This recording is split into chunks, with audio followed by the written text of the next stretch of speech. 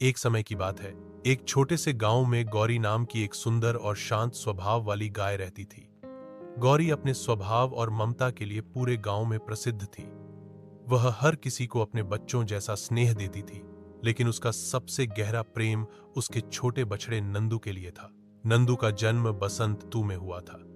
जैसे ही वह पहली बार अपनी मां की आंखों में देखता, एक अनकहा रिश्ता जुड़ जाता।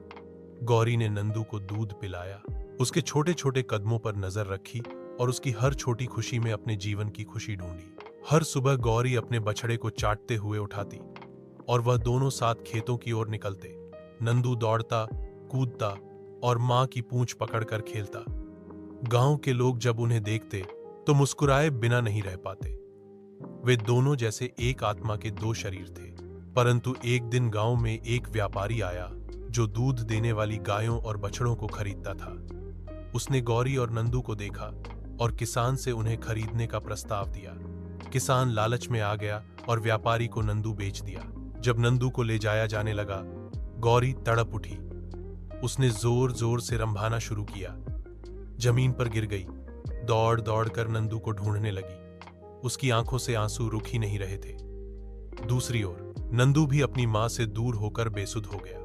उसने न तो कुछ खाया न पिया। व्यापारी ने बहुत कोशिश की, लेकिन नंदू ने किसी को पास नहीं आने दिया। गांव के लोगों का दिल पिघल गया। उन्होंने किसान को समझाया कि पैसे से बड़ा मां बेटे का प्रेम होता है। अंत में किसान को भी अपनी गलती का एहसास हुआ और उसने नंदू को वापस गौरी के पास लाने का निर्णय लिया। जैसे ही गौरी ने नंदू को देखा, वह खुशी से उछल पड़ी।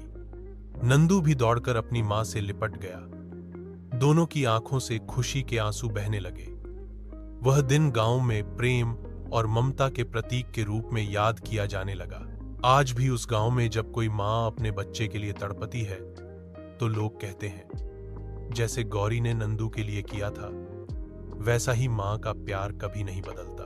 यह कहानी हमें सिखाती है कि मां का प्रेम सबसे महान होता है, निस्वार्थ, गहरा और अमिट।